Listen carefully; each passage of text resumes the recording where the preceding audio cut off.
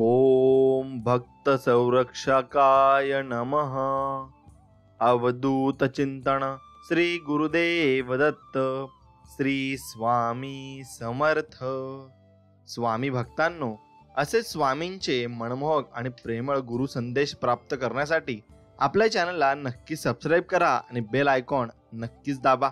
स्वामी भक्तांनो, माणसाशी बोलायला फोन आवश्यक असतो आणि देवाशी बोलायला मौन आवश्यक असते। मग फोनवर बोलायला धन द्यावे लागते आणि देवाशी बोलायला मन द्यावे लागते। पैशाला महत्त्व देणारा भरकटतो, तर देवाला प्राधान्य देणारा हा सावरत असतो। म्हणून स्वामी सांगतात, दुनियेत हजारो नाती जोडा, पण एक नातं असं जोडा की जेव्हा ते हजार तुमच्या विरोधात जातील तेव्हा ते एक असलेलं नातं तुमच्या सोबत मात्र नक्कीच असेल। म्हणून ते नातं फक्त आपण स्वामी समर्थांशी जोडायचं आहे आणि त्यांच्यावर विश्वास ठेवून नक्कीच तुम्ही हा व्हिडिओ पूर्ण बघा आणि व्हिडिओला लाईक करून कमेंटमध्ये श्री स्वामी समर्थ लिहायला विसरू नका। मित्रांनो, कसं बोलू, किती बोलू स्वामी तुमच्याबद्दल, तुमची व्याख्या सांगायला मला शब्दच पुरत नाही।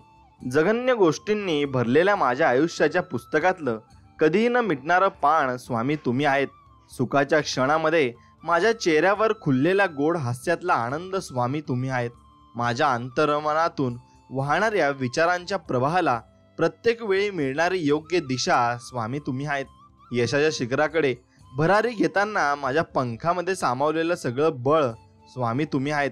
दुःखाच्या ढगांनी व्यापून टाकलं जर मन माझं, कधी तर निराशेचं घुसर पांगवणारा वारा तुम्ही आहेत। आणि पडलं चुकीच्या मार्गावर पाऊल माझं, कधी तर बेधडकपणे मिळणारा इशाराही स्वामी तुम्हीच आहेत। माझ्यातल्या संसाराचं आणि संस्काराचं तेज तुम्ही आहेत। मनातल्या विचारांचं सौंदर्य तुम्ही आहेत। माझ्या प्रत्येक प्रयत्नांनी ची जिद्द तुम्हीच आहेत आणि भरकटण्यापासून रोखणारी हद्दही स्वामी तुम्हीच आहेत। आणि स्वामी, मी तुम्हाला सर्व काही मानू इच्छितो। आणि स्वामी म्हणतात, जर मनुष्याला स्वतःमध्ये बदल करण्याची हिंमत नसेल, तर स्वतःमध्ये बदल करण्यासाठी प्रयत्न करत नसेल, तर त्या व्यक्तीला परमेश्वराला दोष देण्याचा काहीच अधिकार नाही। कारण परमेश्वर मार्ग दाखवतो, मग ते बदल करायचा की नाही ते आपल्यावर फक्त असतं। म्हणून नको भुलू नाम स्वामींचे, सार्थक होईल जीवनाचे। किती वर्ण गुण मी त्यांचे, असेच आहे स्वामी आमचे। आणि ते स्वामी सदैव आपल्या पाठीशीच राहणार आहेत। दुःखाचे मूळ कारण म्हणजे जास्तीच्या अपेक्षा, समाधानी वृत्ती नसणे, चुकीचे वाईट कर्म करणे, निंदा करणे, इतरांचा हेवा करणे, चंचल वृत्ती, हव्यास, अति कामुकता, अति भोजन, भक्ती साधना न करता वरवर दांभिकपणा करून दिखाऊ भक्ती करणे हे आहेत। आणि मनुष्याच्या दुःखाचे कारण प्रत्येकाने आपल्या आपल्या स्वतःला योग्य गोष्टींपासून जेवढं दूर राहता येईल ना, तेवढं सुखी राहाल। आणि या चुकीच्या गोष्टी आपण आत्मसात अजिबात करू नये।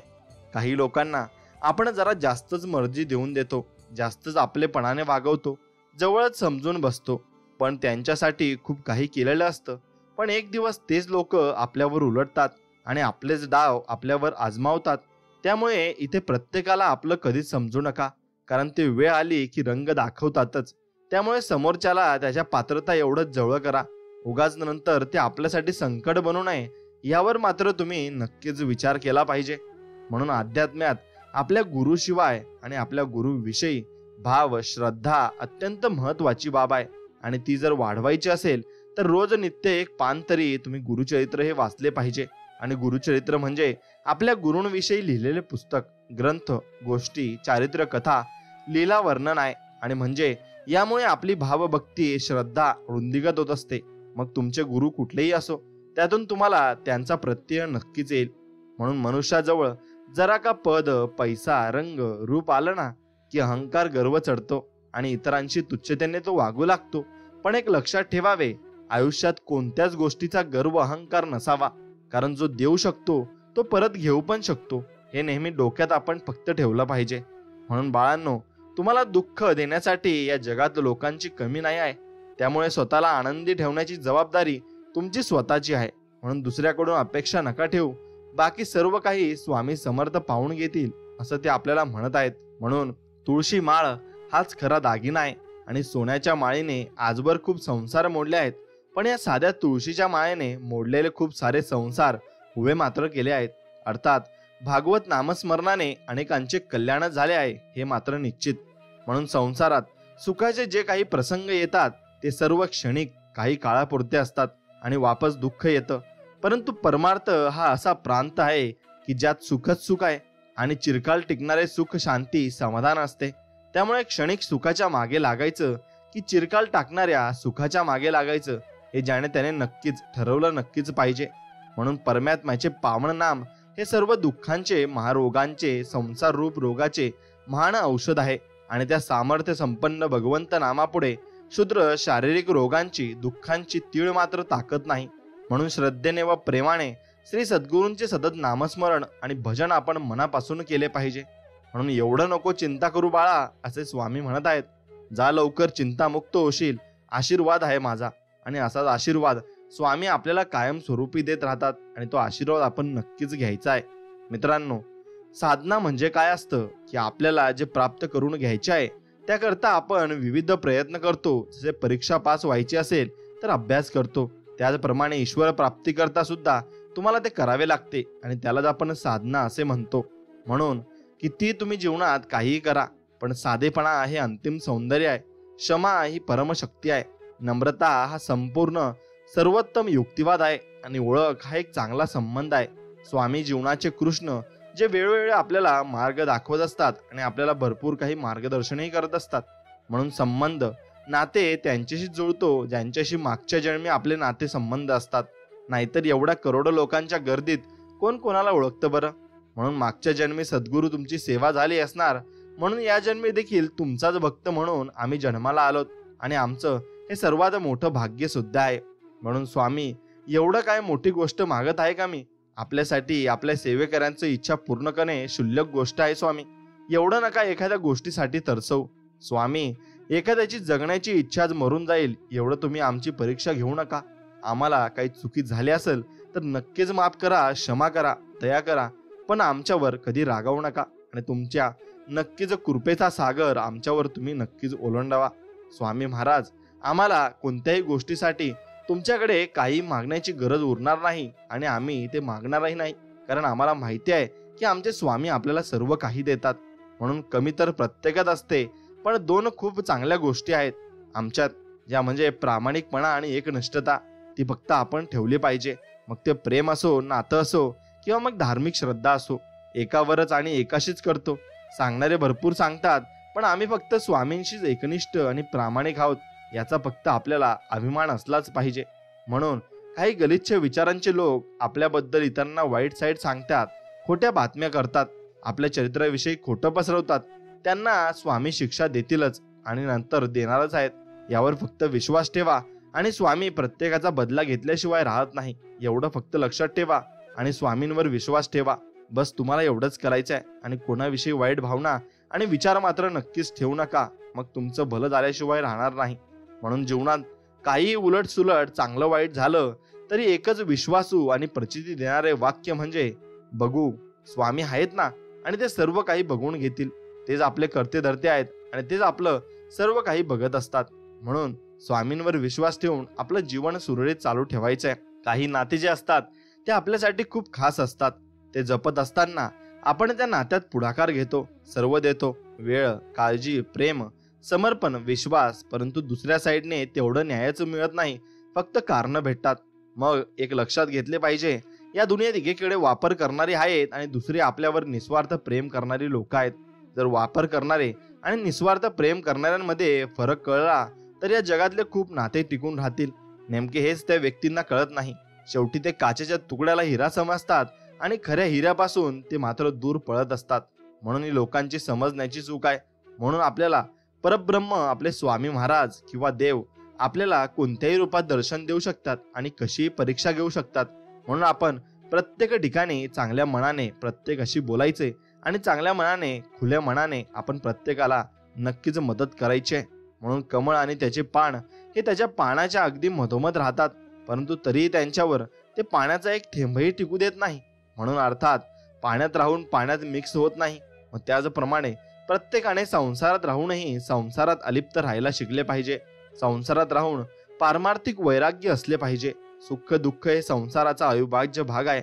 या सुख दुःखात गुंतून न राहता संसारात राहून स्वामींच्या नामस्मरणात, स्वामींच्या विचारात आपण नक्कीच राहिले पाहिजे. आणि स्वामींचे विचार आपल्या मनात असतील तर नक्कीच आपल्याला देव नक्कीच चमत्कार दाखवेल आणि नक्कीच आपल्याला दर्शनही देईल. म्हणून श्री सद्गुरू ज्याला आपल्या कृपानुग्रहाने आश्वस्त करतात त्याला हरिहराची देवताही वंदन करतात. कळी काळही त्याचे समोर लोटांगण घालतो. कामक्रोधाही विकार त्याला शरण येतात आणि स्वतः रिद्धिसिद्धी देखील त्याच्या घरी पाणी भरतात.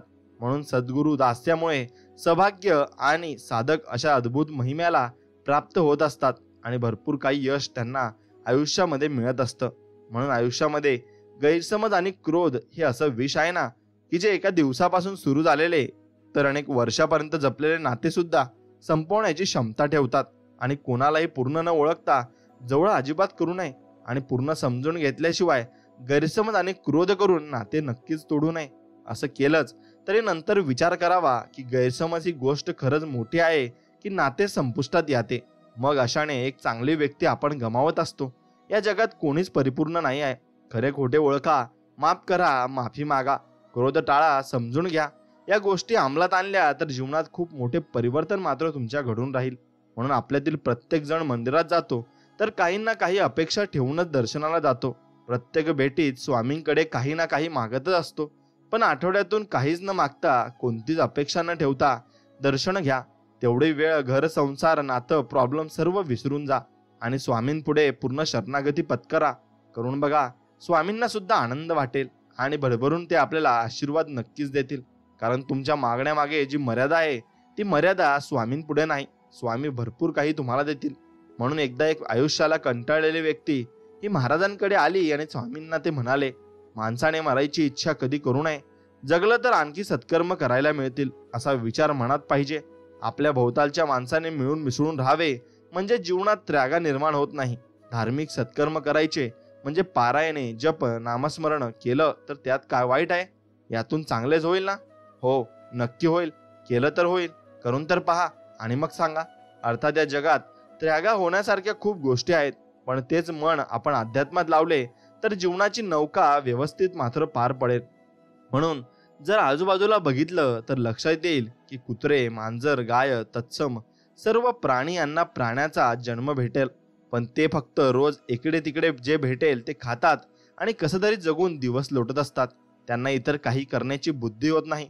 परंतु आपल्याला मनुष्य जन्म इतका अनमोल मिळाला आहे की आपल्याला इतरांच्या भावना समजण्याची, चांगलं वाईट, पाप पुण्य ओळखण्याची क्षमता आहे.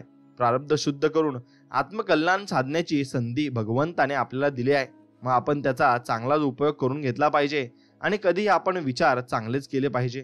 स्वामींविषयी नक्कीच मनात पूर्ण मनोभावेने भक्ती चांगली केली पाहिजे आणि स्वामींची सेवाही केली पाहिजे. म्हणून जेवढी सात्विकता जीवनात अंगीकाराल तेवढी अध्यात्मात तसेच आयुष्यात देखील प्रगती होईल. सात्विक मधुर बोलणं, सात्विक विचार, आचरण, वागणूक, सात्विक आहार, सात्विक लोकांची संगत, लिंबू, मंत्र, तंत्र, कर्मकांडकडे न जाता सात्विक शक्ती, भक्ती इत्यादींची जर आचरण जीवनात केले तर अध्यात्मात आणि वैयक्तिक जीवनात देखील नक्कीच प्रगती तुमची होईल आणि तुम्ही भरपूर पुढेही जाल. म्हणून अध्यात्म आणि प्रेम हे नेहमी उघड्या डोळ्यांनी करावे. अंध बनून केले की पदरी अधोगती आणि निराशा येते.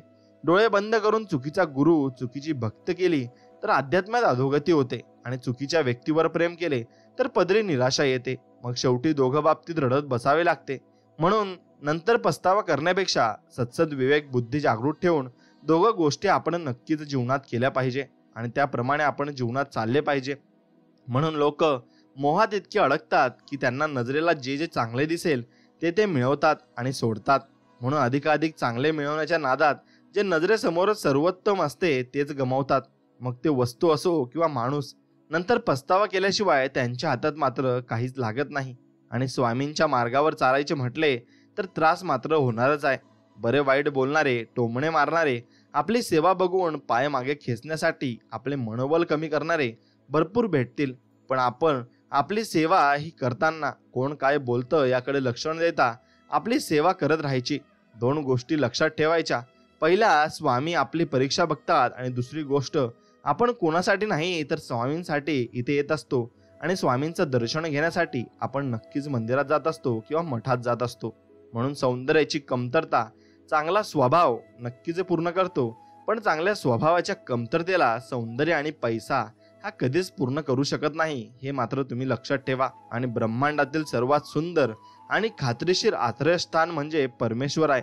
आणि जर श्रद्धा असली तर सृष्टीतल्या प्रत्येक गोष्टीत कणाकणात देव दिसतो, त्याचे अस्तित्व जाणवते. हे अनुभूतीने अनुभवावे लागते. शेवटी श्रद्धेचा देखील यात भाग नक्कीच आहे, आणि श्रद्धा ही आपली असलीच पाहिजे. जर आपण लोकांच्या मनासारखं नाही वागलं तर लोक इतरांना आपल्याबद्दल नाही नाही ते सांगून आपलं चरित्र खराब करतात. हे झालं लोकांचं. पण स्वामींच्या मनासारखं एकदा वागून बघा, ते तुमचे जीवन सुंदर बनवून टाकतात. हाच तर फरक आहे आपल्या स्वामींमध्ये आणि दुनियेमध्ये. मग हेच तुम्ही ओळखायला शिकलं पाहिजे. आणि ते ओळखलं की स्वामींना तुम्ही ओळखले आणि स्वामींनीही तुम्हाला ओळखले, असा त्याचा अर्थ नक्कीच मात्र होतो. म्हणून आपण भक्ती, सेवा, जप, नामस्मरण, पारायण, श्रमदान, सेवा करतो. ते पुण्य शिल्लक ठेवावे. आणि ज्या वेळेस आपल्यावर काही संकट आले, आपत्ती आली, अगदी नाईलाज झाला, तर त्यावेळेसच आपण स्वामींच्या साकडे टाकायचे, अन्यथा नाही.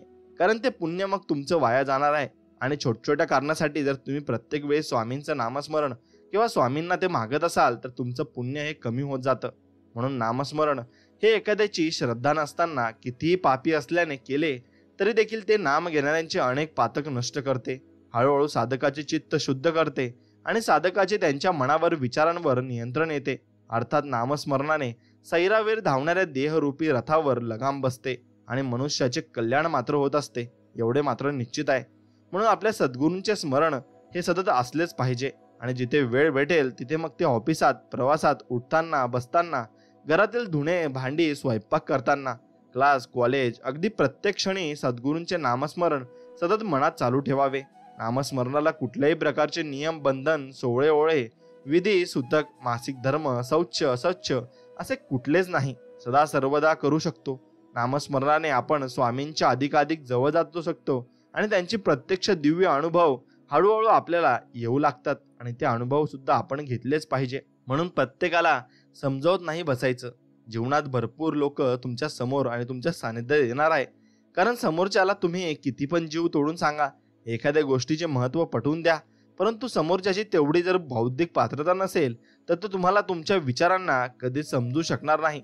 आणि मुळात प्रत्येकाला समजावत बसायचे नाही. त्यामुळे आपण त्या गोष्टीचे आणि आपल्या स्वतःची किंमत ही कमी करून घेत असतो. म्हणून तक्रार करण्यासाठी, मन व्यक्त करण्यासाठी पण एक हक्काचं व्यक्ती, हक्काचं नातं जरुरीचं मात्र असते. आणि माझे तेच नातं स्वामींचे आहे. आणि तुम्ही स्वामींचं नातं असं असेल तर नक्कीच तुम्ही स्वामींशी जुळून घेतले आहे आणि स्वामींनीही तुम्हाला नक्कीच त्यांचा भक्त मानले आहे. आणि तुम्ही स्वामींची भक्ती आणि सेवा ही मनापासून नक्कीच करत आहात. कारण स्वामी तुम्हाला प्रत्येक क्षणी दर्शन देत असतात आणि कोणत्या ना कोणत्या रूपात ते आपल्या जवळ आहेत असे ते आपल्याला सांगत असतात. जसं की एखाद्या गाडीवर त्यांचं चित्र दिसतं, त्यांनी लिहिलेला संदेश दिसतो, किंवा काहीही असो ते आपल्याला दिसत असतं. या अर्थाने स्वामी आपल्याशी भेटतात आणि आपल्याला म्हणतात, बाळा तू जिथे जाशील ना तिथे मी तुझ्या सोबत आहे, तू घाबरू नकोस, मी तुझ्या पाठीशी आहे, असं म्हणतात. म्हणून माणसाला खूप मोठा भ्रम असतो, ही मी सेवा केली, ती मी पूजा केली, मी इतका जप पारायण केले, एवढा दानधर्म केला, माझ्यामुळे याचे काम झाले, मी सेवा दिली, सांगितली म्हणून झाले, मी आहे तर केंद्र, मठ, मंदिर व्यवस्थित चालतात. हा भ्रम तुमच्या मनातून अगदी काढून टाका. कारण स्वामी जगाचे मालक आहेत आणि ते सर्व चालवत आहेत आणि ते सर्व करत आहेत, याच्यावर विश्वास ठेवा. म्हणून विसर पडणार, काम झाले, गरज सरणार, प्रापंचिक तुमच्या चिंता, त्यासाठी मजा हाक मारिता, फायदा मात्र परदीपत्ता तुम्ही नक्कीच तोंड फिरवता. असं स्वामींची कधीच करू नका आणि स्वामींची कधीच तोंड फिरवू नका. स्वामींना जर तुम्ही मान्य केलं आहे आणि ज्यांना ते नवस तुम्ही मान्य केला आहे तो नक्कीच फेडायला शिका आणि स्वामींचं नक्कीच ऋण तुम्ही फेडा. माणसाला दुसऱ्याची वाट लावता लावता स्वतःची वाट केव्हा लागते हे कळत सुद्धा नाही. म्हणून आपण दुसऱ्याची वाट लावण्यापेक्षा आपण काय स्वतःच्या जीवनामध्ये चांगलं करू शकतो आणि आपण किती चांगलं करून पुढे जाऊ शकतो याचा विचार तुम्ही नक्कीच केला पाहिजे. म्हणून या जगात सर्वच लोक हे आपले हितचिंतक असतील असं नसते. काही लोक आपल्या सोबत राहून आपल्याशी तोंडावर गोड बोलतात, पण तेच आपल्या पाठीमागून आपल्यावर वाईट भावना ठेवतात. आणि त्यामुळे फक्त आपण सावध राहून लोकांशी संबंध तसेच ठेवायचे जसे ते आपल्याशी ठेवतात, आणि आपल्याशी ते लांब राहून संबंध ठेवतात तसेच आपल्याला त्यांच्याशी संबंध ठेवायचे. म्हणून वेळ पडली तर मित्र, मैत्रीण, नातेवाईक, भाऊ बहीण, नवरा बायको, मुलबाळ, आई वडील सर्व साथ सोडतील, परंतु स्वामी मात्र कधीच आपली साथ सोडणार नाही. आपल्यावर कितीही बिकट परिस्थिती असली तरी स्वामी आपल्याला त्यातून बाहेर काढतील आणि आपल्याला मदत सुद्धा करतील. आणि स्वामी इतके दयाळू आहेत की त्या संकटातून आपल्याला ते पहिलेच बाहेर काढण्यासाठी काहीतरी पर्याय काढून ठेवत असतात आणि त्यांना माहिती असतं की याला कसं यातून बाहेर काढायचं ते. म्हणून त्यासाठी फक्त स्वामी भक्तीत तुम्हाला असायला लागतं. निस्वार्थपणे कर्म करून तेही विसरून जाणे म्हणजे निष्काम कर्म आहे. त्याची बाधा मग आपल्याला होत नाही, त्याचेही दुष्परिणाम आपल्याला भोगावे लागत नाही. हेच कर्म स्वामींच्या चरणी अर्पण करून मोकळे व्हावे म्हणजे त्यापासून होणाऱ्या सुख दुःखाची मनाला लागण अजिबात मात्र होत नाही. म्हणून कोणत्याही व्यक्तीला चुकीचं समजण्याआधी त्याच्याशी मन मोकळेपणाने बोलावं. कदाचित अर्धे गैरसमज तिथे संपतील आणि समोरचा चुकतोय हे कुणालाही सहज कळतं. पण आपण स्वतः चुकतोय हे समजायला आणि पचवायला मन तितकंच मोठं आणि समजूतदारपणा नक्कीच आपल्यात असायला लागतो. आणि तो समजूतदारपणा तुमच्यात असला की तुम्ही भरपूर गोष्टी या समजू शकाल आणि पुढेही जाऊ शकाल. म्हणून प्रत्येकाला आदर द्यायला शिका. तुमच्यापेक्षा मोठा असो वा छोटा असो, कोणत्याही रूपात देव येत असतो आणि आपली परीक्षा घेत असतो. म्हणून त्या रूपाने देवच आपल्याला भेटायला आलेत या अर्थानेच आपण त्यांच्याशी भेटले पाहिजे आणि त्यांना मान सन्मान हा दिलाच पाहिजे. सुखी आनंदी राहायचं असेल तर जीवनामध्ये कोणाकडूनच कोणत्याच गोष्टीची अपेक्षा ठेवू नका. अपेक्षा ठेवल्या आणि त्या जर समोरच्याकडून पूर्ण नाही झाल्या किंवा पूर्ण नाही केल्या तर आपण दुःखी होतो. मग त्या आपल्या जवळच्या व्यक्तीकडून असो, मित्राकडून असो, परिवाराकडून असो किंवा देवाकडून असो. अपेक्षा हेच दुःखाचे मूळ कारण आहे. आणि जे कराल ते निस्वार्थ कोणतीही अपेक्षा न ठेवता करा. मग बघा जीवन कसे आनंदी आणि सुखी तुमचे होऊन जाईल. स्वामींचे करावे स्मरण, कीर्तन, स्वामी चरणी लावावे नक्कीच ध्यान आणि स्वामीं चरणीच तुम्ही भरपूर काही गोष्टी या स्वीकारल्या पाहिजे आणि त्यांच्या चरणी अर्पण केल्या पाहिजे. कारण त्यामुळे आपल्याला एवढ्या गोष्टी प्राप्त झाल्या आहेत आणि एवढ्या गोष्टी आपल्याला त्यांनीच दिल्या तर आहेत. म्हणून स्वामी कृपा म्हणजे काय? आयुष्यात खूप कष्ट झाले, संकट तर येतच असतात, पण स्वामी परीक्षा घेत असतात. अक्षरशः नकोसं वाटतं, पण स्वामी सेवेकरांना, भक्तांना एवढं खंबीर बनवतात ना की भविष्यात कितीही मोठा प्रसंग आला तरी तो व्यक्ती त्यातून अलगद बाहेर निघतो आणि सर्व दुनिया अचंबित होते. ही असते स्वामींची कृपा. आणि स्वामींची कृपाचा अनुभव मला स्वतःला आला आहे आणि मी तो अनुभवला सुद्धा आहे. तसेच तुम्ही सुद्धा अनुभवा. फक्त तुम्ही काही न केलं तरी चालेल, मठात नाही गेले तरी चालेल आणि तुमच्याकडे फोटो नसला स्वामींचा तरी चालेल. मोबाईलमध्ये स्वामींचा फोटो उघडा आणि त्यांच्या समोर बसा आणि त्यांचं नामस्मरण करा. बघ, तुम्ही फोटोकडे नाही बघितलं तरी चालेल, पण मनापासून तुम्ही अगदी निस्वार्थपणे तुम्ही फक्त स्वामींचं नामस्मरण केलं आणि स्वामींची आठवण काढली तरी स्वामी तुम्हाला आपलंसं करतील. एवढे दयाळू आणि आपल्या आईसारखं प्रेम करणारे स्वामी आहेत. आणि स्वामी आपल्यावर आपल्या आई वडिलांपेक्षाही जास्त प्रेम करतात. म्हणून स्वामी म्हणतात, अरे एक लक्षात घ्या, मनुष्याने कधीच हिंमत हारायची नसते. ज्याप्रमाणे डोंगरात उगम पावणारी नदी ही रस्त्यातील विविध आणि व्यक्तींना कधीच विचारत नाही की समुद्र कुठे आहे, मार्ग कसा आहे, किती दूर आहे, भेटेल की नाही, परंतु ती तिच्या इच्छित स्थळी पोहोचतेच. त्यामागे परमेश्वरी शक्ती असते. तसेच तुम्हाला देखील तुमचं इच्छित मिळणार. फक्त न डगमगता वाटचाल फक्त चालू ठेवा. पुढचे पाऊल तुम्ही पुढे गेल्यावर तुम्हाला स्वामी नक्कीच दाखवतील आणि पुढचा मार्गही ते दाखवतील. कारण त्यांची भक्ती आपण केली आहे आणि ते आपल्याला नक्कीच मदत करतात आणि आपल्यावर कृपा देखील करतात. म्हणून परमेश्वराने डोळे तर प्रत्येकाला सारखेच दिले आहे, खूप सुंदर दृष्टी प्रदान केली आहे. परंतु काही लोक असे असतात की वाईटात पण चांगले बघतात आणि काहींना चांगल्यात पण वाईट बघण्याची सवय मात्र नक्कीच असते. म्हणून हे ज्याच्या त्याच्या दृष्टिकोनावर मात्र अवलंबून असतं. म्हणून ज्या वेळेस अध्यात्माच्या वाटेवर मनुष्य जातो त्यावेळेस काम, क्रोध, मद, मत्सर, हिंसा यांचा नाश भक्तीने होतो. पण दंभ, अहंकार या गोष्टी मोठ्या प्रमाणात वाढतात आणि यांचा नाश हा आपण स्वतःहून केला पाहिजे. नाहीतर प्रगती न होता अधोगतीच नक्कीच होईल आणि मग आपण चुकीच्या मार्गाला सुद्धा लागू शकतो. म्हणून बरेच जणांचं आयुष्य हे दुसऱ्याला नाव ठेवण्यात जातं, दुसऱ्याला शहाणपण शिकवण्यात जातं. पण दुसऱ्याला या गोष्टी शिकवण्या अगोदर आपण स्वतःच्या अंतःकरणात ढुंकून बघावे. आपण किती पाण्यात आहोत याचे उत्तर देखील तिथेच मिळेल. म्हणून लोका सांगे ब्रह्मज्ञान, स्वतः मात्र कोरडे पाषाण असे आपण कधी राहू नये. आणि पाण्याशिवाय जशी मासळी तडफडते तसे भक्तांनी सद्गुरूंची प्राप्ती करण्यासाठी, अध्यात्मात उच्च प्रगती होण्यासाठी साधकांचे मन आतुरतेने तळमळले पाहिजे. आणि साधकाने तन मन धन पूर्णता विसरूनच सद्गुरूंच्या भक्तीत लीन झाले पाहिजे, रममान झाले पाहिजे.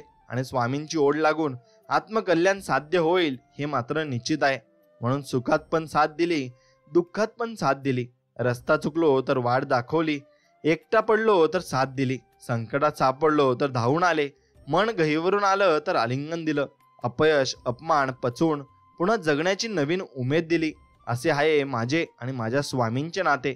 म्हणून स्वामी सखा आहेत आणि स्वामीच माझे मित्र आणि मैत्रीण आहेत. म्हणून स्वामींशी मी नातं हे घट्ट केलं आहे आणि स्वामींविषयी विचारच माझ्या डोक्यात फिरत असतात. म्हणून मनाला यातना व्हाव्या, आपल्या हृदयाला दुःख व्हावे, मनाला वाईट वाटावे, मानसिक शारीरिक आर्थिक नुकसान व्हावे, नातेसंबंध खराब व्हावे, असे आपल्याला स्वतःबाबत घडावे असे कधीच वाटत नाही. मग आपण दुसऱ्यांच्या बाबतीत देखील तसेच वाटू देऊ नये. म्हणून अर्थात दुसऱ्यांबाबत वरील गोष्टी घडाव्या असे कधीच वाटू देऊ नका. त्याने अन्यथा तेच फिरून तुमच्याकडे येणार म्हणजे येणार हे मात्र निश्चित आहे. म्हणून आपण दुसऱ्यांविषयी जसा विचार करतो ना, तोच विचार आपण स्वतःविषयी करतो. लक्षात घ्या. आणि तेच देव आपल्याला देत असतो. म्हणून दुसऱ्यांविषयी विचार करताना कधी चांगला विचार आपण केला पाहिजे. आणि प्रत्येकाच्या मनोकामना इच्छा आकांक्षा पूर्ण होण्याची एक वेळ ठरलेली असते. आणि त्यात पण तुमचे कर्म, तुमचे आचरण, तुमची स्वामींवर असलेली श्रद्धा भक्ती विश्वास हा तितकाच महत्वाचा असतो. जीवनात काही होऊ द्या, किती अघटित घडू द्या, ती एक स्वामींनी केलेली परीक्षा असते. आपण हार नाही मानायची. स्वामी तुमचे सामर्थ्य वाढवत असतात. फक्त विश्वास श्रद्धा दृढ असावी, भक्ती सेवा करत राहावी, कल्याणच होणार यात मात्र शंका अजिबात नाहीये. आणि ते कल्याण स्वामीच आपलं करणार आहेत. म्हणून आपण कधी कोणाचं वाईट केलं नाही. या उलट मदतीचा हात आपण कायम पुढे असणार. हा सध्या आमची वेळ खराब आहे परंतु भविष्य उज्ज्वलत असणार एवढा विश्वास मात्र स्वामींवर नक्कीच आहे. आणि स्वामींवरचा हा विश्वास शेवटपर्यंत आम्ही असाच टिकून ठेवू. जरी पैसे आले किंवा नाही आले, सुख आलं किंवा नाही आलं, तरी स्वामींवरचा विश्वास आणि स्वामींशी नाते मी असंच ठेवणार आहे. आणि तुम्ही असंच ठेवा. म्हणून मनुष्य हा जन्मतः सांसारिक मायेच्या जंजाळात फसलेला असतो. सांसारिक लोभ मोह माया याने पूर्णपणे गुरफटलेला असतो. स्वामींची सेवा भक्ती केल्याने यावर नियंत्रण येऊन सांसारिक तथा परमार्थिक प्रगती नक्कीच होते. म्हणून सध्याच्या आधुनिक व मॉडर्न जगामुळे बऱ्याच तरुण तरुणींचा मनावर विचारांवर ताबा सुटत चालला आहे. काम क्रोध मद मत्सर हे षडीप्रू नक्कीच त्यांचा ताबा घेत आहेत. आणि त्यामुळे ते मानसिक व शारीरिक नुकसान करत आहेत. आणि त्यावर एकमात्र उपाय म्हणजे तरुण मंडळींनी जास्तीत जास्त स्वामींच्या सानिध्यात राहिलं पाहिजे. मग ते स्वामींचे नामस्मरण असो, रोज न चुकता 11 माळ जप असो, 3 ते 3 अध्याय स्वामी चरित्र वाचन असो आणि ध्यान धारणा असो. यामुळे स्वामी या सर्वांपासून आपले रक्षण करून आपल्या जीवनात सुख शांती समृद्धी प्रदान करतात.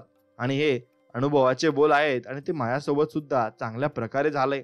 म्हणून स्वामी कोणावर विश्वास ठेवावा, कोणाजवळ मनातल्या भावना व्यक्त कराव्या काही समजत नाही. जो तो भावनांशी खेळतो. इथे सर्व गोष्टींचा कंटाळा आला आहे स्वामी. असं वाटतं की या ध्येयासहित तुमच्या चरणामध्ये सामावून जावे आणि तुमच्या जवळ मी यावे. कारण या पृथ्वी तलावर भरपूर लोक ही गर्विष्ठ आणि अहंकारी झाले आहेत आणि कोणातही माणुसकी उरली नाही. पण एक गोष्ट आहे की मला जी लोक चांगली भेटतात ती भरपूर चांगली आणि तुमच्यात त्यांचा आत्मा हा असतो असं मला वाटतं. स्वामीच मला भेटायला आलेत असं मला वाटतं. म्हणून साध्या व्यक्तीचं कसं असतं की त्यांच्याशी कोणी 2 प्रेमाचे गोड शब्द बोललं तर ती व्यक्ती प्रत्येकाला आपलं समजायला लागतो आणि त्या व्यक्तीत अडकायला लागते. पण एक लक्षात ठेवा, सर्वच आपले नसतात. प्रत्येकात जीव अडकवत नाही बसायचं. साध्या सरळ व्यक्तीचा हाच एक प्रॉब्लेम आहे. पण एक अजून लक्षात ठेवा, अशा तात्पुरत्या लोकांमध्ये जीव अडकवण्यापेक्षा स्वामींमध्ये जीव अडकवा. ते तुम्हाला फुलासारखं सांभाळतील हे मात्र अटळ मात्र सत्य आहे. म्हणून तुम्ही माणसे काय गरज पडता आठवण करता, काम होता विसरून जाता. भक्ती नाही व्यवहार करता तुम्ही. तुमची भक्ती असावी चोख, व्यवहार असावा रोख. याप्रमाणे कराल तर तुमच्या आत्म्याचे कल्याण होईल. नुसते मतलबसाठी भक्ती मात्र तुम्ही करू नका. आणि स्वामींना जे तुम्ही सांगितलं आहे ते फक्त तुम्ही पूर्ण करा. म्हणून आमचे पाय खेचणारे, आम्हाला खड्ड्यात टाकणारे आमच्या वाईटावर भरपूर जण आहेत आणि आम्ही त्यांच्याकडे लक्ष नाही देत.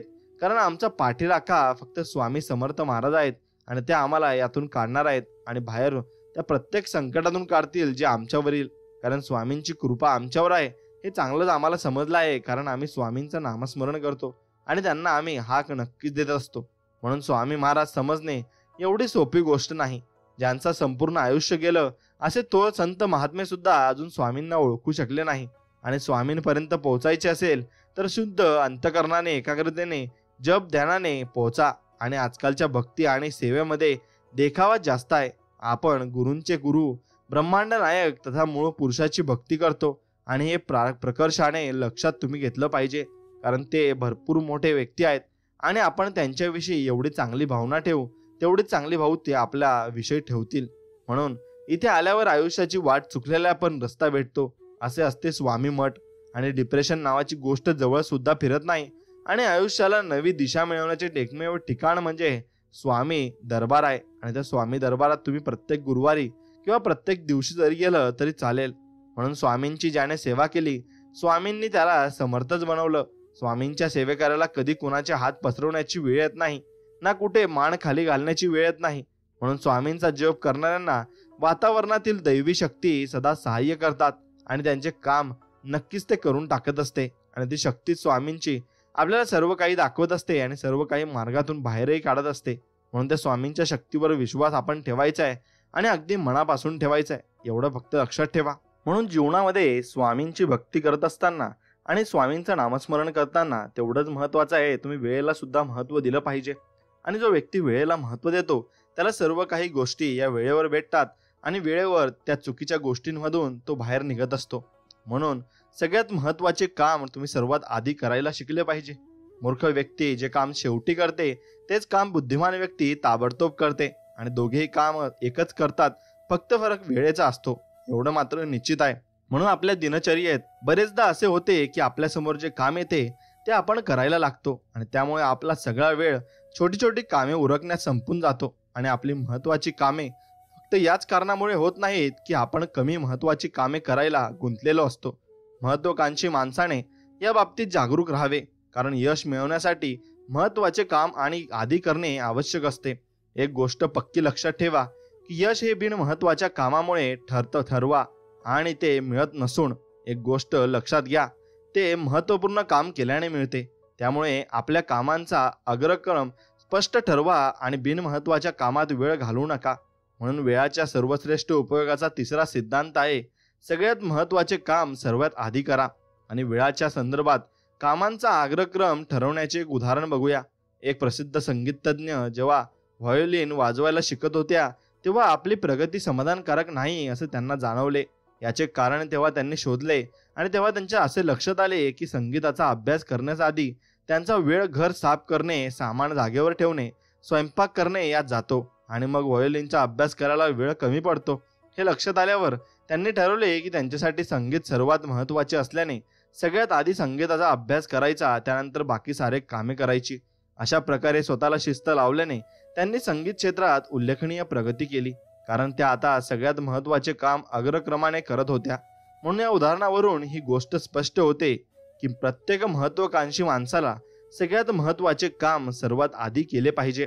मात्र त्यासाठी कोणते काम महत्त्वाचे ते त्याला माहिती पाहिजे. त्याच्याजवळ कामाच्या अग्रक्रमाची योजना तयार पाहिजे आणि असे करणे अगदी सोपे आहे. एका डायरीत ABC अशा 3 कॉलम तयार करा. A कॉलम मध्ये आपले सर्वात महत्त्वाचे काम लिहा, असे काम जे करणे तुम्हाला अनिवार्य वाटते. B कॉलम मध्ये अनिवार्य नाही पण करणे महत्त्वाचे आहे अशा कामांची नोंद करा. आणि C कॉलम मध्ये अनिवार्य नाही, महत्त्वाचे नाही अशा सामान्य कामाची नोंद करा. त्याने रिकाम्या विहिरीत रिकामी बादली सोडण्यात अख्खे आयुष्य घालवले आणि आता ती वर काढण्यात आपले म्हातारपण वाया घालवत आहे असे होऊन जाते. म्हणून दिवसाची सुरुवात A कामामधल्या पहिल्या एक कामाने करा. म्हणजे A1 हे काम सर्वात आधी तयार करा आणि ते काम सर्वात अनिवार्य असेल. ते काम झाले की त्याच कॉलम मधील दुसरे काम करायला घ्या. अशा प्रकारे A कॉलम मधली सर्व कामे पूर्ण करा. A नंतर B कॉलम मधली कामे करा आणि वेळ उरलास तर C कॉलम मधली कामे करा. आणि महत्त्वाचा क्रम ठरवताना आपल्या प्राथमिकतेनुसार कामाची यादी बनवणे अत्यंत महत्त्वाचे असते. या बाबतीत रॉबर्ट जे मेकनचे जे म्हणणे आहे ते लक्षात ठेवले पाहिजे. बरीच मोठी ध्येय साध्य न होण्याचे कारण म्हणजे आपण छोट्या गोष्टी आधी करण्यात वेळ वाया घालवत असतो. म्हणून बोललेल्या किंवा लिहिलेल्या शब्दांतील सर्वात दुःखी शब्द म्हणजे मी हे काम करू शकलो असतो. यात सर्वांना भरपूर मोठा पस्तावा सुद्धा येत असतो. म्हणून तुम्ही वेळेला महत्त्व द्यायला नक्कीच शिकले पाहिजे आणि प्रवासाच्या वेळाचा भरपूर उपयोग तुम्ही नक्कीच केला पाहिजे. यशस्वी व्यक्ती अशी कामे करण्याची सवय लावतात जी कामे अयशस्वी लोक करू पाहत नाहीत. वस्तुतः यशस्वी लोकांनाही ही कामे पसंत नसतात, मात्र आपले ध्येय लक्षात ठेवून त्या नावडत्या कामांपासून ते पळ काढत नाहीत. पण प्रत्येक यशस्वी व्यक्ती हे त्यांच्याजवळ असणाऱ्या 24 तासांचा पुरेपूर वापर करू पाहते आणि त्यांच्या पूर्व दिनचर्येच्या केंद्रस्थानी वेळाचा पुरेपूर उपयोग करणे हा विचार मात्र नक्कीच असतो. म्हणून माईक मर्डॉक यांनी म्हटले आहे, तुमच्या भविष्याचे रहस्य तुमच्या दिनचर्येत लपलेले आहे. प्रवास हा तुमच्या दिनचर्येचा एक महत्त्वाचा भाग आहे. आज प्रत्येक व्यक्तीला प्रवास करावाच लागतो आणि त्यात त्यांचा बराचसा वेळ जातो. फरक असा आहे की जेव्हा सामान्य माणूस प्रवास करताना हातावर हात ठेवून बसतो, त्यावेळी यशस्वी माणूस आपल्या बहुमूल्य वेळाचा जास्तीत जास्त उपयोग करीत असतो. म्हणून वेळाच्या सर्वश्रेष्ठ उपयोगाचा चौथा सिद्धांत आहे, प्रवासाच्या वेळाचा जास्तीत जास्त उपयोग करा. महात्मा गांधी प्रवासात झोप काढून घेत असत, जेणेकरून उठल्यावर ते ताजे तवाने राहतील. आणि नेपोलियन जेव्हा आपल्या सेनेसोबत युद्ध करायला जात असे, तेव्हा तो प्रवासात पत्र लिहून वेळाचा उपयोग करीत. आणि एडिसन आपला वेळ वाया जाऊ नये म्हणून एवढे जागरूक असत की रेल्वेतून प्रवास करतानाही ते प्रयोग करण्यात गुंतलेले असत. म्हणून मायक्रोसॉफ्टचे संस्थापक बिल गेट्स हे प्रवासादरम्यान मोबाईलवर आवश्यक फोन करून वेळाचा उपयोग करतात आणि या सिद्धांताला पुष्टी देतात. बिल्स गेट्सनी त्यांच्या गॅरेजमध्ये आफ्रिकेचा नकाशा टांगला होता आणि जेणेकरून गाडीचे इंग्लिशन हे बंद करता किमती सेकंदही वाया घालवू नये आणि उलट नकाशा वाचण्यात त्यांचा उपयोग व्हावा. आणि वेळाच्या बाबतीत सगळे यशस्वी लोक जागरूक असतात, कारण वेळात खूप सामर्थ्य आहे आणि त्याचा सदुपयोग केला तर यशाची संभावना नक्कीच आहे आणि त्यांनी ओळखलेले असते, हे मात्र निश्चित आहे. तुम्ही आम्ही देखील प्रवासाच्या वेळाचा फायदा करून घेऊ शकतो. नोकरदार माणसांचा घर ते ऑफिस या प्रवासादरम्यान बराच वेळ जातो, तर सेल्समॅन लोक तर त्याहीपेक्षा अधिक वेळ प्रवासात घालवतात. आपल्याला ही गोष्ट लक्षात घेतली पाहिजे की जर आपण 2.5 तास प्रवासात घालवत असू तर त्याचा अर्थ आपल्या आयुष्याचा 10% भाग प्रवासातच जातो. या वेळात काही मौल्यवान काम करून तुम्ही तो सार्थकी लावू शकता. आणि या विचित्र जगण्याचे एक विचित्र सत्य आहे, जे लोक सगळ्यात जास्त मेहनत करतात, स्वतःवर सर्वात जास्त बंधने घालतात आणि एखाद्या ध्येय प्राप्तीसाठी काही आनंददायी गोष्टींचा त्याग करतात, ते सर्वात जास्त सुखी मात्र असतात. असं बघा, प्रवासात लोक मोबाईलवर गाणी ऐकत बसतात किंवा वर्तमानपत्र वाचत गप्पा मारत वेळ घालवतात. मात्र या वेळात प्रेरणादायी पुस्तके वाचत, शैक्षणिक ध्वनिफिती ऐकून किंवा तत्सम कामी काम केल्याने ध्येयपूर्तीकडे ते अधिक वेगाने जाऊ शकतात आणि हे त्यांना कळत नाही. अभ्यास दर्शवतात की विक्रेत्यांच्या कामातील 45% वेळ हा प्रवास करण्यात जातो. आणि उघडच आहे, जो सेल्समॅन प्रवासादरम्यानच्या या वेळेचा सदुपयोग करू शकतो, तो त्याच्या इतर साथीदारांपेक्षा तुलनेने अधिक यशस्वी होतो. म्हणून वाट बघायला आपल्यापैकी कोणालाच आवडत नाही, मात्र कधी कधी आपला नाईलाज असतो. बस, ट्रेन किंवा कोणातरी व्यक्तीची वाट बघायची वेळ आपल्यावर येते आणि यासाठी आपल्याकडे अशा काही किरकोळ गोष्टींची यादी तयार असावी, ज्या आपण वाट पाहण्याच्या वेळात उरकू शकतो. म्हणून आपल्या ब्रीफ केसमध्ये जर अशी छोटी मोठी कामे तयार असतील तर वाट बघणे त्रासदायक होणार नाही आणि त्याच वेळी कामेही होतील. म्हणून जर तुम्हाला वेळाचे मोल नसेल तर तुमचा जन्म प्रसिद्धीसाठी झालेला नाही, हे तुम्ही समजून घेतले पाहिजे. म्हणून प्रसिद्ध ब्रिटिश ॲस्ट्रोफिजिसिस्ट हर्मेन बोंड्री यांचा इतका प्रवास करावा लागे की या वेळात ते ऑफिसची कामे करून टाकत. आणि एकदा एका युरोपियन विमानतळावर विमानाच्या उड्डाणाला विलंब झाला, त्यावेळी त्यांनी त्यांचा एक रिसर्च पेपर लिहून पूर्ण केला. त्याला म्हणतात प्रवासादरम्यान वेळेचा सदुपयोग. आणि जेव्हा तुम्हाला एखादी कामे करण्याची प्रबळ इच्छा होते तेव्हा वेळ मिळतोच. आणि या बाबतीत फ्रेडरिक नीत्शे यांचे वाक्य लक्षात ठेवा, जेव्हा एखाद्या माणसाकडे ठेवायला जास्त सामान असते तेव्हा दिवसाच्या पोशाखाला 100 खिसे असतात. आणि तुम्ही वेळाकडे लक्ष दिलेत तर वेळही तुमच्याकडे लक्ष पुरवेल. आणि आपल्याला दररोज 2 कामांच्या मध्ये थोड्या वेळाची अवधी मिळत असतात आणि बहुतांश लोक तो वेळ वाया घालवतात, हे सुद्धा निश्चित आहे. म्हणून तुम्ही तो वेळ अजिबात वाया घालवू नये आणि वेळेचा सदुपयोग करून तुम्ही चांगली कामं सुद्धा नक्कीच वेळेवर पार पाडली पाहिजे. म्हणून इतरांवर कामे सोपवा आणि नक्कीच वेळेचा सदुपयोग तुम्हाला सुद्धा होईल. म्हणून छोट्या उद्योजकांना टाइम मॅनेजमेंट हा विषय म्हणजे डोकेदुखी असते, कारण छोट्या कामांपासून ते मोठ्या कामांपर्यंत सगळी कामे त्यांना स्वतःलाच करावी मात्र लागत असतात. म्हणून त्यांना ते समजतही असतं. म्हणून कामे कधी कोणीही माणूस एकटा सगळे काही करू शकत नाही. तरी मात्र अनेक जण स्वतः सगळी कामे करण्याचा प्रयत्न करतात, ते त्यात यशस्वी होत नाहीत, ते उघडच आहे. आणि प्रत्येक व्यक्तीला असेच वाटते की आपली महत्त्वाची कामे आपणच करावीत. मात्र एका विशिष्ट पातळीवर तुम्ही पोहोचलात की त्यापुढे यश मिळवण्यासाठी दुसऱ्यांवर काम सोपवणे अपरिहार्य होते. आणि व्यवसायाच्या सुरुवातीला ती व्यक्ती सारे काम स्वतः करेल हे ठीकच आहे, परंतु एकदा का बिझनेस वाढू लागला की सहकाऱ्यांशिवाय प्रगती होऊ शकत नाही. अशा वेळी जर त्याने योग्य सहकारी शोधून त्यांच्यावर काम सोपवणे तंत्र अंमलात आणले तर तो प्रगती करू शकतो. आणि जर तो हे करायला शिकला नाही तर भविष्यात त्याच्या प्रगतीची शक्यता धूसर होऊन जाते. मात्र दुसऱ्यावर महत्त्वाचे काम सोपवणे ही सोपी गोष्ट नाही. दुसऱ्या व्यक्तीची बुद्धी, क्षमता आणि निष्ठा यावर विश्वास टाकणे सोपे नाही. मात्र मोठे यश मिळवायचे असेल तर असे करणे अपरिहार्य आहे आणि त्यानंतरच तुम्हाला खरे यश मिळू लागते. कारण तुमच्या कामाचा भार सांभाळायला कोणीतरी तुमच्या बरोबर असते आणि तुमच्याजवळ आता एक टीम तयार आहे. त्यामुळे तुम्हाला अधिक वेळ मिळतो आणि ज्याचा उपयोग करून तुम्ही आणखी वेगाने तुमच्या ध्येयापर्यंत पोहोचू शकता. म्हणूनच वेळाच्या सर्वश्रेष्ठ उपयोगाचा 5वा सिद्धांत आहे, इतरांवर काम तुम्ही नक्कीच सोपवलं पाहिजे आणि इतरांकडून तुम्ही काम नक्कीच करून घेतलं पाहिजे. कारण एक व्यक्ती हा सर्व काही काम करू शकत नाही आणि त्याला ते होणारही नाही. म्हणून सर्व मिळून आपण काम नक्कीच केले पाहिजे. पण बहुतांश लोकांची समस्या म्हणजे ते सगळी कामे स्वतःच करायला जातात आणि दुसऱ्यांवर काम सोपवणे त्यांना जड जाते. त्यांना वाटते यांच्यापेक्षा मीच हे काम चांगल्या प्रकारे करू शकतो किंवा त्यांच्यापेक्षा मी हे काम झटकन पूर्ण करू शकतो.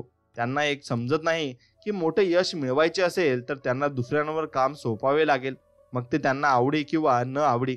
आणि प्रगतीच्या मार्गावर एक असे वळण येते की ते भविष्यातील प्रगतीसाठी दुसऱ्यांवर काम सोपवण्याशिवाय पर्याय नसतो. म्हणून दुसऱ्यांवर काम सोपवण्याची कला शिकून घेणे चांगले आहे.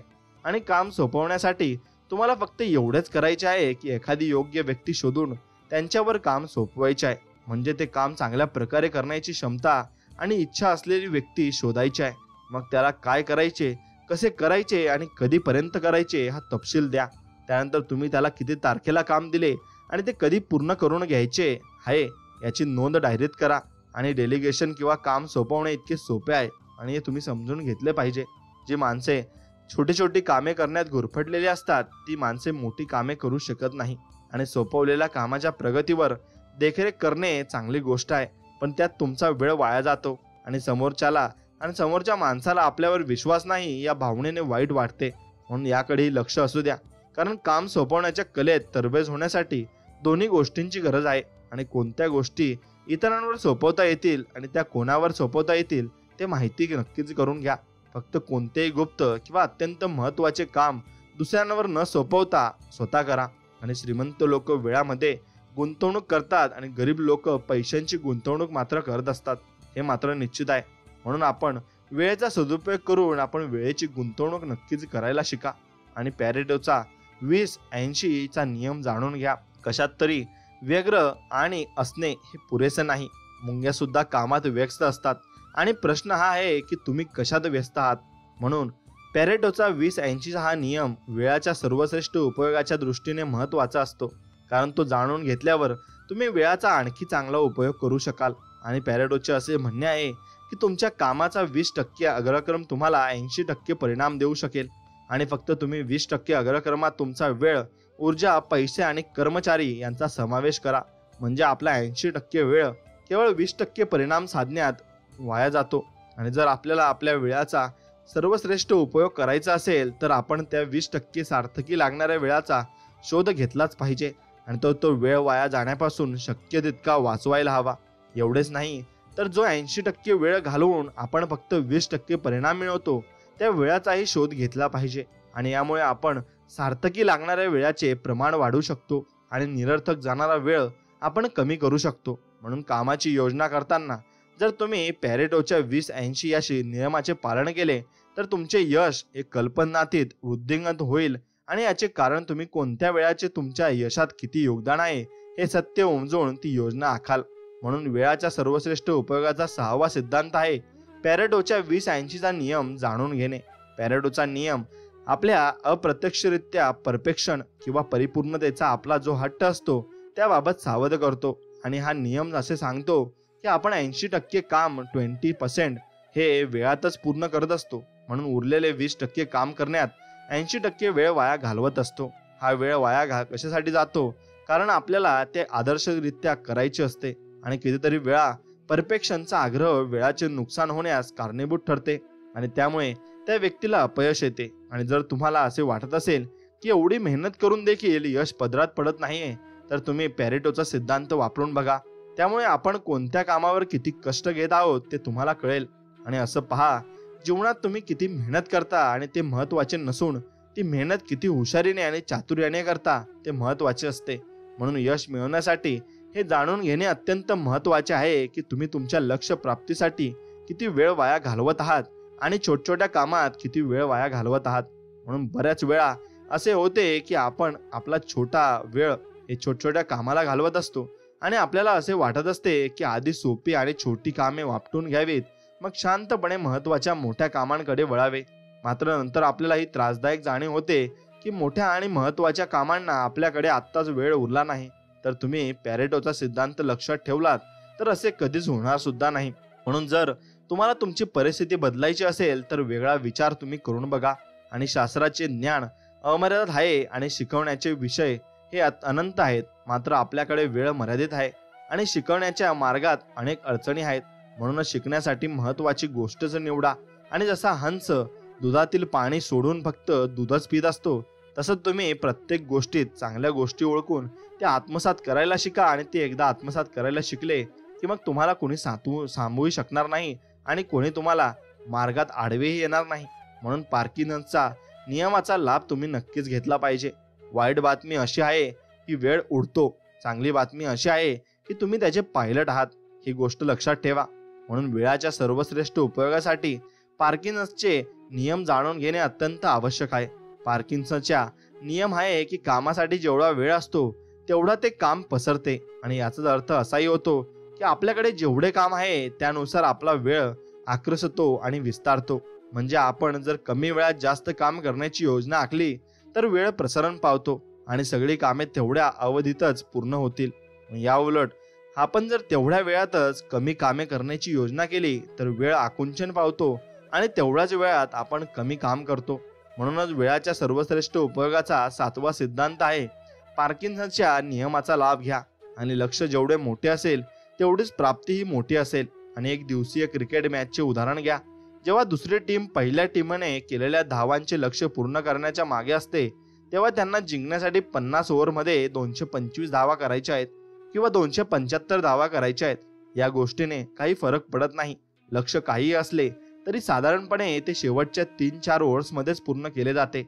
आणि महत्त्वाची गोष्ट अशी आहे की दुसरी टीम तेवढ्या वेळात आपले लक्ष्य पूर्ण करते, मग ते लक्ष्य छोटे असो किंवा मोठे. मग हेच तुमच्या माझ्या बाबतीतही खरे आहे. जी व्यक्ती मोठे लक्ष्य डोळ्यासमोर ठेवते ती व्यक्ती आपल्या मर्यादित वेळाचा सर्वश्रेष्ठ उपयोग करण्यात यशस्वी होते.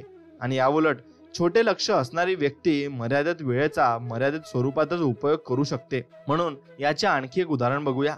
जेव्हा आपल्याला पर्यटनाला किंवा सुट्टीवर जायचे असते तेव्हा त्याआधी काही दिवस आपण घराची किंवा ऑफिसची कामे पूर्ण करण्याचा धडकाच लावतो आणि नेहमीपेक्षा दुप्पट किंवा तिप्पट कामे आपण उरकतो. आपण फटाफट कामे उरकतो आणि थोड्या वेळात खूप कामे करतो, कारण आपल्याला ठरलेल्या वेळात कामे संपूर्ण सुट्टीचा आनंद अनुभवायचा जायचे असते.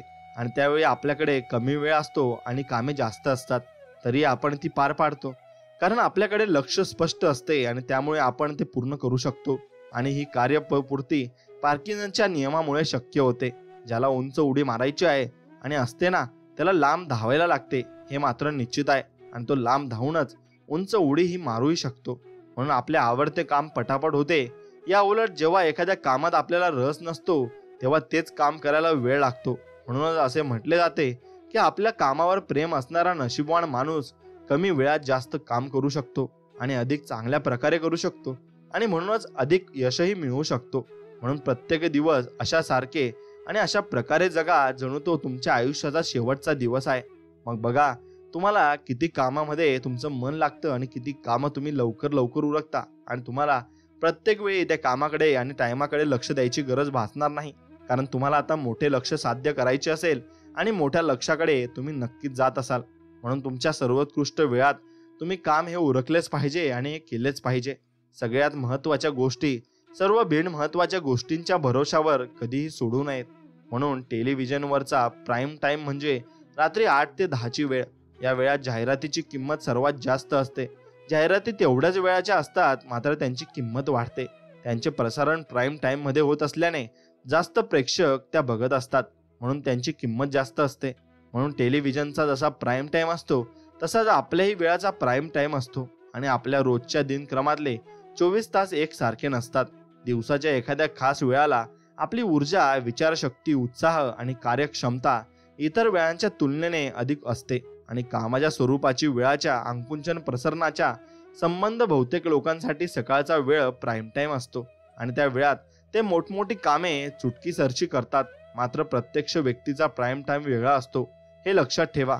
काही लोकांसाठी रात्रीचा वेळ तर काही लोकांसाठी दुपारचा वेळ प्राईम असू शकतो आणि तुमचा प्राईम टाइम हा सकाळचा असेल किंवा दुपारचा, महत्वाचे हे की तो तुम्हाला ओळखता नक्कीच आला पाहिजे आणि तुमचा प्राईम टाइम कोणता आहे ते ओळखणे यासाठी आवश्यक आहे की त्यानुसार तुम्ही वेळाचा सर्वश्रेष्ठ उपयोग करू शकाल आणि तुमची सर्वात महत्वाची आणि रचनात्मक कामे तुम्ही या वेळात चांगल्या प्रकारे आणि जलद गतीने करू शकाल. म्हणून आपल्या प्राईम टाइम मध्ये छोटी मोठी कामे करण्यात वेळ वाया घालवू नका, कारण ती कामे तर तुम्ही इतर वेळेही करू शकता. म्हणून वेळाच्या सर्वश्रेष्ठ उपयोगाचा 8वा सिद्धांत आहे आपल्या प्राईम टाइम मध्ये महत्वाची कामे करणे. आणि जर तुम्ही सकाळच्या वेळात उत्साही, ऊर्जेने भरलेले आणि तल्लख असाल तर याचा अर्थ सकाळचा वेळ तुमचा प्राईम टाइम आहे आणि एका अर्थी तुम्ही भाग्यवान आहात, कारण दुपारी तुम्ही एक डुलकी काढली तर तुम्हाला एका दिवसात 2 सकाळ मिळतील आणि दुपारच्या डुलकीनंतर तुम्हाला परत उत्साही, ताजे तवाने वाटेल आणि जणू काही परत सकाळ झाली आहे असे तुम्हाला नक्कीच वाटेल. आणि योग्य वेळात दगड फेकणे हे चुकीच्या वेळी सोने देण्यापेक्षा अधिक योग्य मात्र असते. म्हणून बऱ्याच वेळेला वेळाच्या मात्रेत आणि गुणवत्तेत काही थेट संबंध नसतो आणि हे लक्षात घेतले जात नाही. म्हणून कितीतरी वेळा एका तासातच इतके कामे होते की ते दिवसभरातही होत नाही आणि त्यामुळे वेळाच्या मात्रेपेक्षा त्याची गुणवत्ता ही घनता अधिक महत्वाची असते. आणि हे लक्षात ठेवा, कामाचे खूप तास महत्वाचे नाहीत, फक्त तुम्ही ते कसे करता आणि काय करता हे महत्वाचे आहे आणि कामाची गुणवत्ता ही महत्वाची आहे आणि ती घनता अधिक महत्वाची आहे. हे लक्षात ठेवा, कामाचे खूप तास अजिबात महत्वाचे नाहीत, त्या वेळात किती ठोस काम होत आहे ते महत्वाचे आहे आणि यालाच इंग्लिशमध्ये क्वालिटी टाइम असे म्हणतात. म्हणून लक्षात असू द्या की दिवसाचे 8 तास काम करण्याचे लक्ष्य असलेली व्यक्ती जास्त यशस्वी होत नाही, तर दिवसभरात 8 किंवा 9 तास काम करण्याचे लक्ष्य असलेली व्यक्ती ही जास्त यशस्वी होते. पण ते काम महत्वाचे असतात त्या वेळेपेक्षा. या दोघांमध्ये फरक एवढाच आहे की पहिली व्यक्ती कालावधीला जास्त महत्व देते तर दुसरी व्यक्ती वेळाच्या गुणवत्तेला, आणि त्यामुळेच त्यांच्या यशात जबरदस्त फरक पडतो. म्हणून आपली प्राथमिकता तपासा आणि स्वतःला विचारा की माझ्या जवळच्या या वेळाचा संपूर्ण आणि सर्वात चांगला उपयोग कोणता मात्र आहे. म्हणून स्वतःला शिस्त तुम्ही लावलीच पाहिजे आणि ती शिस्त लावली तरच तुम्ही भरपूर पुढे जाल आणि प्रगतीही कराल. म्हणून जो माणूस 1 तास जरी वाया घालवण्याचे धाडस करत असेल तर त्याला जीवनाचे मोल हे समजले नाही हे समजून घ्या. आणि अव्यवस्थित जगण्यामुळे आपल्यासमोर अनेक समस्या निर्माण होतात आणि सगळ्यात मोठी समस्या म्हणजे आपला वेळ अनावश्यकरित्या वाया जातो आणि आपणच त्याला जबाबदार असतो. म्हणूनच वेळाच्या सर्वश्रेष्ठ उपयोगाचा 9वा सिद्धांत आहे स्वतःला शिस्त लावणे. आणि एखादा महत्वाचा कागद किंवा फाईल न मिळणे हे अव्यवस्थितपणाचे सर्वत्र आढळणारे उदाहरण आहे. आणि या सवयींमुळे ऑफिसमध्ये काम करणारे लोक रोज जवळजवळ 30 मिनिटे कागद आणि किंवा फाईल शोधण्यात वाया घालवतात असा अंदाज केला जातो. आळस किंवा घाईघाईमुळे आपण एखादी वस्तू जागेवर ठेवत नाही आणि मग ती शोधण्यात ऑफिस किंवा घर अस्ताव्यस्त करून टाकतो आणि शेवटी ती वस्तू अशा जागी मिळते जिथे ती ठेवायलाच नको होती. म्हणून अव्यवस्थितपणाची आणखी एक रूप म्हणजे आजारपण, असंतुलित आहार, अनियमित झोप, काळजी, ताणतणाव आणि इतर हानिकारक सवयींमुळे बऱ्याचदा आपणच आजाराला आमंत्रण देतो. आणि वेळाचा सर्वश्रेष्ठ उपयोग करायचा असेल तर आपल्याला शिस्तशीर जीवन जगायला शिकले पाहिजे आणि जेणेकरून आजारपण आपल्याजवळ फिरकणार नाही. आणि आजारपण आले की आपले कितीतरी दिवस वाया जाऊ शकतात, कारण या दिवसात आपण कोणतेही रचनात्मक किंवा आव्हानात्मक काम करण्याच्या स्थितीत नसतो. आणि आजारपणामुळे वेळ वाया गेला की वाईट वाटते, कारण आपण वेळ हलगर्जीपणामुळे आजारपण ओढवून घेतलेले असते. आणि नियमित संतुलित आहार तसेच व्यायामाने आपण बहुतेक व्याधींपासून दूर राहू शकतो. म्हणून बेशिस्तीचे आणखी एक उदाहरण म्हणजे आवश्यकतेपेक्षा जास्त किंवा कमी आहार घेणे. जास्त खाल्ले की आपल्याला सुस्ती येते आणि आपली एकाग्रता आणि ऊर्जा कमी होते. परिणामतः आपल्या चांगल्या प्रकारे काम करू शकत नाही. आणि दुसऱ्या बाजूला गरजेपेक्षा कमी खाणेही हानिकारक आहे, कारण तसेही केल्यास आपल्याला अशक्तपणा जाणवतो किंवा मग डोकेदुखीचा त्रास होतो. आपण लवकर थकतो, चिडचिड होते आणि कामात मन लागत नाही. कामासाठी लागणारी ऊर्जा कमी पडते. म्हणून सर्व वेळांसारखी ही वेळही उत्तमच आहे, फक्त तिचे काय करायचे हे आपल्याला माहीत मात्र असायला हवे. आणि ते माहीत असले की मग आपण ते योग्य प्रकारे नेहमीच करत असतो. म्हणून अनावश्यक चर्चा करत बसणे हे देखील बेशिस्तीचे उदाहरण आहे. ही चर्चा प्रत्यक्ष असेल किंवा अप्रत्यक्षरित्या फोनवर असेल, ते एका प्रकारची बेशिस्तच असते. आणि फोनवर चर्चा करण्याआधी आपल्याकडे काय बोलायचे आहे त्याचे मुद्दे तयार असतील तर ती चर्चा सार्थ ठरते आणि होते सुद्धा. पण जर आपण फोनवर अनावश्यक गोष्टी बोलत बसलो आणि जरुरीच्या गोष्टी विसरून गेलो तर नक्कीच ते आपल्याला बेजबाबदारपणाचे लक्षण आहे आणि वेळाच्या अपव्ययाचे उदाहरण आहे. म्हणून एखाद्याकडे अपॉइंटमेंट शिवाय जाणे हे देखील बेशिस्तीचे उदाहरण आहे. आणि जर तुम्ही अपॉइंटमेंट शिवाय गेलात तर तुम्हाला वाट बघत बसावे लागण्याची शक्यता असते आणि मग त्यात वेळ वाया जाऊ शकतो. असेही होईल की ती व्यक्ती तुम्हालाच भेटणारच नाही, मग तुमच्या येण्या जाण्याचा सगळाच वेळ वाया जाईल. आणि तुमची दिनचर्या जर व्यवस्थित असेल तर तुमचे जीवनही व्यवस्थित पार पडेल. आणि जर तुमचे जीवन व्यवस्थित असेल तर तुम्ही वेळाचा सर्वश्रेष्ठ उपयोगही या जीवनात करू शकाल. म्हणून दिवस म्हणजे एक अजब गोष्ट आहे. कधी ते पंख लागल्यासारखे भुरकन उडून जातात तर कधी संपत नाही. मात्र त्या सर्व दिवसात 24 तासच असतात आणि त्यांच्याबद्दलच्या कितीतरी गोष्टी आपल्याला माहीत नाही, हे तुम्ही समजून घेतले पाहिजे. म्हणून तुम्ही दिवसाचे वेळापत्रक हे नक्कीच बनवले पाहिजे आणि ते वेळापत्रकनुसार तुम्ही त्या वेळापत्रकाला फॉलो देखील केलं पाहिजे. म्हणून आपल्याकडे वेळाची कमतरता सर्वात जास्त असते. असे असूनही आपण सर्वात जास्त दुरुपयोग वेळाचाच करत असतो. म्हणून ज्याप्रमाणे पैशाचा अपव्यय टाळण्यासाठी अंदाजपत्रक बनवणे आवश्यक आहे, त्याचप्रमाणे वेळ वाया जाऊ नये म्हणून वेळापत्रक करणे आवश्यक आहे. यासाठी वेळाच्या सर्वश्रेष्ठ उपयोगाचा 10वा सिद्धांत आहे वेळापत्रक बनवणे. तुमचे वेळापत्रक 2 प्रकारचे असेल, पूर्ण वेळापत्रक आणि संक्षिप्त वेळापत्रक. पूर्ण वेळापत्रक म्हणजे त्यात तुम्हाला दिवसभराची म्हणजे 24 तासाची आखणी त्यात आखता येईल. आणि संक्षिप्त वेळापत्रक म्हणजे फक्त मर्यादित वेळेची योजना तुम्ही त्यात आखता. म्हणून तुम्ही 2 वेळापत्रक नक्कीच बनवले पाहिजे. आणि संक्षिप्त वेळापत्रक म्हणजे वेळापत्रकात तुम्ही पूर्ण दिवसाची योजना न बनवता फक्त आपल्या कामाच्या किंवा व्यवसायाच्या तासांची योजना बनवता. समजा तुम्ही दररोज 8 तास काम करणार आहात तर तुम्ही स्वतःला सांगता की मी सकाळी 9 वाजल्यापासून दुपारी 1 वाजेपर्यंत आणि दुपारी 2 वाजल्यापासून ते संध्याकाळी 6 वाजेपर्यंत काम करीन. यात तुमच्या इतर कामांची आखणी नसते, मग यात फक्त कामाच्या तासांची आखणी असते. जर एखादा दिवस किंवा एखादा आठवडा तुमच्याकडे नेहमीपेक्षा जास्त काम आले तर ते पूर्ण करण्यासाठी तुम्ही तुमच्या वेळापत्रकातील 1-2 तास वाढवू शकता. म्हणून कोणत्याही योजनेशिवाय आयुष्य जगणे म्हणजे कोणाबरोबर तरी बसून टेलिव्हिजन बघण्यासारखे आहे आणि टीव्हीचा रिमोट कंट्रोल त्या व्यक्तीच्या हातात नक्कीच असेल. म्हणून अशा परिस्थितीत तुम्ही स्वतःशी म्हणाल की मी सकाळी 9 वाजल्यापासून ते दुपारी 1 वाजेपर्यंत आणि दुपारी 2 वाजल्यापासून ते संध्याकाळी 7-8 वाजेपर्यंत काम करीन. आणि संक्षिप्त वेळापत्रक बनवणे आणि त्यांचे पालन करणे सोपे आहे आणि सुरुवातीला शिस्त लागण्याच्या दृष्टीने चांगले सुद्धा आहे.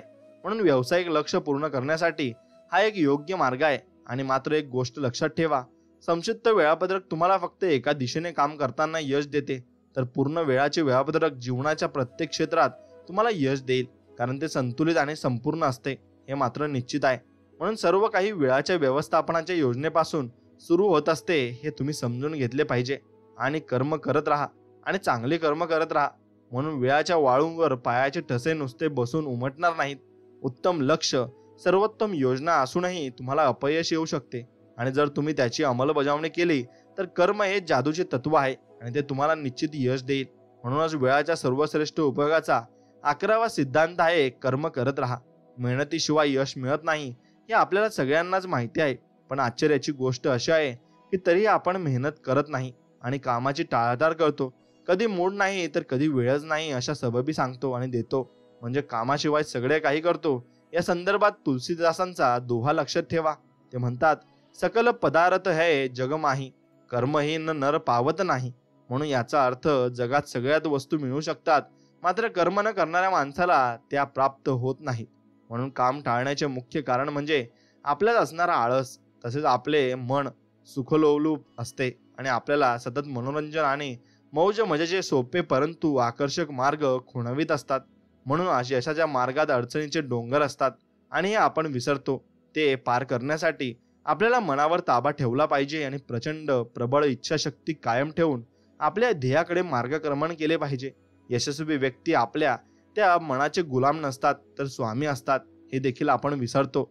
आणि यासाठी एक उत्तम सल्ला आहे, कोणतेही काम करण्याआधी आपल्या मनाचा मूळचा सल्ला घेऊ नका. आणि म्हणजे तुमच्या मूळच्या कलाने काम न करता आपले लक्ष योजना काय आहे त्यानुसार काम करा. आणि जॉर्ज बर्नार्ड शॉच्या बऱ्याच वेळा लिहिण्याचा मूड नसायचा, मात्र मूड असा किंवा नसो ते लिहायचे, कारण महान साहित्यकार होण्याचे आपले लक्ष त्यांनी कधीही नजरेआड होऊ दिले नाही आणि ते लक्ष्य पूर्ण करण्यासाठी त्यांनी ठरवले की मूड कसाही असला तरी रोज 5 पाने लिहायचीच. आणि आज जर तुम्ही बी रुजवले नाही तर भविष्यात त्याची फळे मिळवण्याचा प्रश्नच येत नाही. म्हणून सृष्टीचे सगळे व्यवहार हे कर्म आणि त्यापासून मिळणाऱ्या फलांच्या सिद्धांतावर चालतात आणि त्यामुळे तुम्हाला तुमच्या कर्माच्या प्रमाणातच फळ मिळणार. आणि तुम्ही काय करणार आहात ते महत्त्वाचे नाही, तुम्ही आत्ता या घटनेला काय करत आहात ते मात्र नक्कीच महत्त्वाचे आहे आणि त्यावरच तुमचं पुढचं भविष्य हे ठरलेलं असतं. म्हणून जर तुम्हाला भविष्यात नक्कीच यश मिळवायचे असेल आणि भरपूर प्रगतीही करायची असेल तर नक्कीच तुम्हाला स्वामींचं मार्गदर्शन असायला हवं आणि स्वामींची भक्ती तुम्ही करायला हवी.